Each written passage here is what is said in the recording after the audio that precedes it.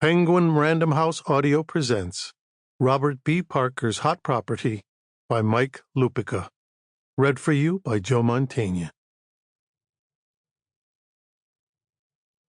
Chapter 1. It was early February and snowing again in Boston.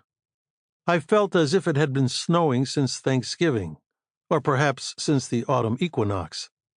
The TV meteorologists, talking excitedly every night about more record snowfall numbers and about 10 more inches than we'd gotten 10 years ago, continued to treat the whole thing like porn. Hawk, being Hawk, had his own analysis of the city's current weather conditions, void of any statistics about dew points and barometric pressure. "Climate change," he said, "has now officially worn my ass out." "It took a winter like this to get you there," I said. "Been building up to it for a while," he said. "Feeling like I'm living at the damn North Pole finally took me over the edge." I stared out my window at the latest storm, the snow blowing sideways across Boylston Street. The morning news shows had already announced another round of school closings. People were being advised to stay off the Pike and the expressway and take public transportation if possible. They were also telling non-essential workers to stay home. I imagined people all over the greater Boston area declaring themselves more essential than the pilot landing a plane at Logan. I remembered a Carl Sandburg line about fog being on silent haunches over the harbor and the city before moving on. Maybe fog. The snow in Boston wouldn't move on from the harbor or anywhere else. They said there hadn't been a snowfall like this in 10 years in Boston. It had reached the point where just going for donuts had started to feel as if it ought to be one of those cross-country events in the Winter Olympics. I made myself a second cup of my own coffee and continued reading the Globe at my desk. Despite the weather, they were still delivering the paper to my door most mornings, if a couple hours late sometimes. I knew I could just as easily read it online, that it was a generational thing to refuse to do so. But it was a personal choice, as was continuing to use a landline. "I'm actually surprised that phone on your desk isn't a rotary," Susan Silverman once told me. "Don't think I didn't consider that," I said. "You can get them for $39.99 on Amazon. I checked." "T-Mobile will never take you alive," she said. "By the way," I said, "you know what never lost messages and texts like my iPhone 1000 does? My old rotary phone." Susan had smiled and said, "We really are going to need a much bigger complaints box."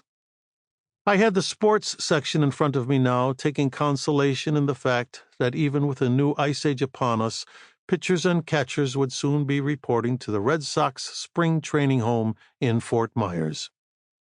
It meant that before too very long I would be experiencing the sight and sweet sound of line drives on radio and TV, coming off the bat of Rafi Devers, our team's young star.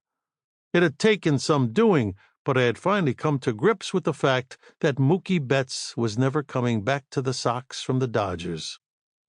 I had now given my heart to another. "They nearly added a fifth level of grief where you and Mookie were concerned," Susan had said the night before at dinner. Hawk had been with us at Sorelina on Huntington Avenue. "How many years is it now you've been talking about one pint-sized baseball player getting traded like he was your first dog run away from home?" he said. "It was a very painful breakup," I said. "Not for him," Hawk said.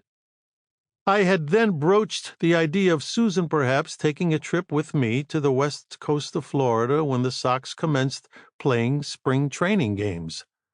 "I'd rather just pay the ransom," she said. "What if it hasn't stopped snowing by then?" I said. "I'll just have to risk it," she said. It had been an extremely slow winter for me professionally, so slow that I'd begun to wonder when the glowing job reports the president kept talking about were going to apply to me again.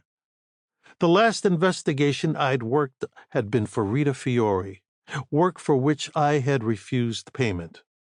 Rita had ended a relationship with a lawyer from another firm right before Christmas, at which point he had not just been an extremely bad sport about it, but also threatened to release naked pictures of her as a form of retaliation. "Stop me if you've heard this one," Rita said, "but I once again put my money on the wrong horse's ass." "Boy," I said, "who could have ever seen something like that coming?" "Maybe the reason I keep making poor choices is because you continue to not choose me," Rita said. "But I remain devoted to you in other meaningful ways," I said. "Name one." "Well, I always tell men who inquire about your availability that while they need to get in line, the good news is that the line moves," I said. "Don't be mean," she said. She told me that day that the pictures were just one of her concerns. She also believed the guy had begun stalking her. She'd waited too long, she said, to have the locks changed at her townhouse on Joy Street, and was certain he'd used his key to get inside on at least one occasion, possibly more than that. I asked if he'd taken anything. She said she didn't think he had rearranged things just enough to let her know he'd been there, and in the process make her feel violated. "Can you get him to stop?" she asked. "You're in luck," I said, "as convincing men not to behave badly remains one of my specialties." "I keep thinking that one of these days I might experience some of your other specialties if I catch you in a weak moment." "I have no weak moments," I said, "just a stubbornness that can never bear to be frightened at the will of others." "Which tough guy said that?" she asked. "Jane Austen," I said. Chapter 2.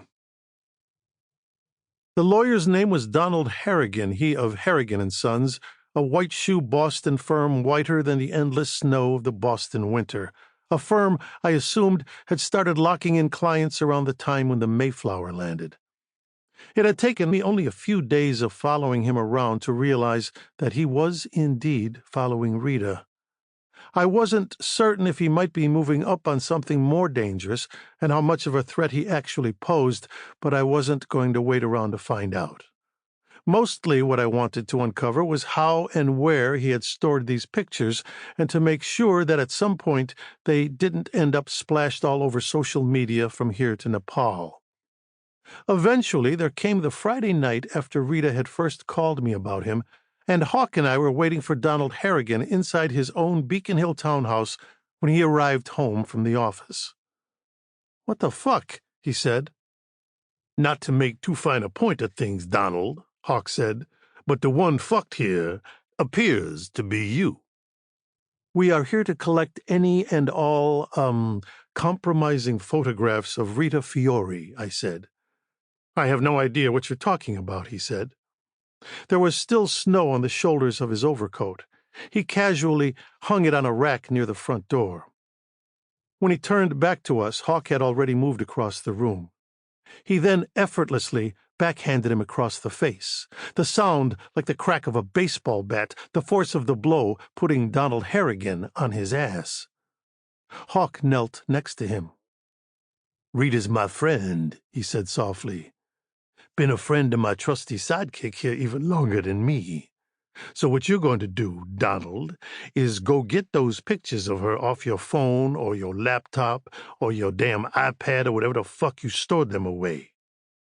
You're going to get yourself up and do that lippity-lop, or the next time I hit you, it will be hot enough to turn you into a Democrat."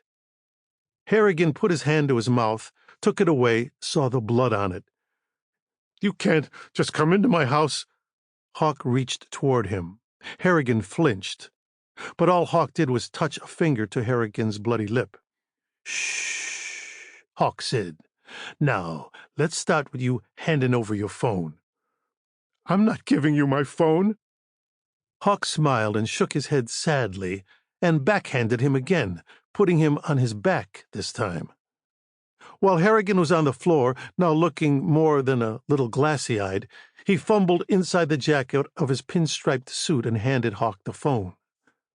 "Passcode." Sample complete. Ready to continue?